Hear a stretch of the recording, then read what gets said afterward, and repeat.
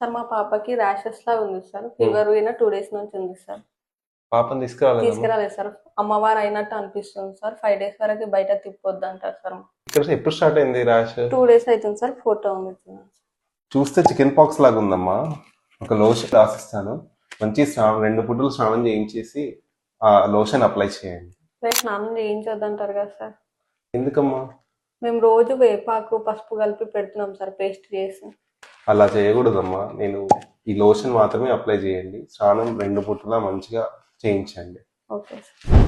Chicken pox అనగానే వేపాకు పసుపు రుద్దేస్తుంటారు, కానీ అలా చేయకూడదు.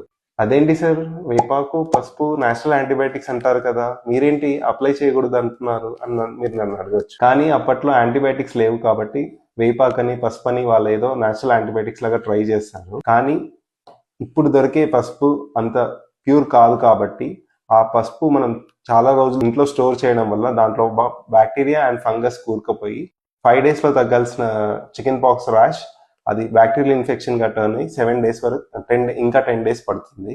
ఇప్పుడు దొరికే పసుపు తయారీ కలర్ కోసం వాళ్ళు యాడ్ చేసే కెమికల్స్ వలన స్కిన్ ఇరిటేషన్ అనేది ఇంకా ఎక్కువ అవుతుంది. ర్యాష్ హీలింగ్ ప్రాసెస్ అనేది తగ్గుతుంది. చికెన్ పాక్స్ లో హైజీన్ అనేది చాలా ఇంపార్టెంట్. డైలీ 2 times స్నానం చేయించి ఏదైనా సూత్నింగ్ లోషన్స్ అప్లై చేయండి. మూఢనమ్మకాలకు పోయి వేపాకు కానీ పసుపు అలాంటివి మాత్రం అప్లై చేయకండి. నేను మీ doctor Lakshmikant, paediatrician and newborn specialist at JST Diabetic and Children's Clinic, Sangareddy. Thank you.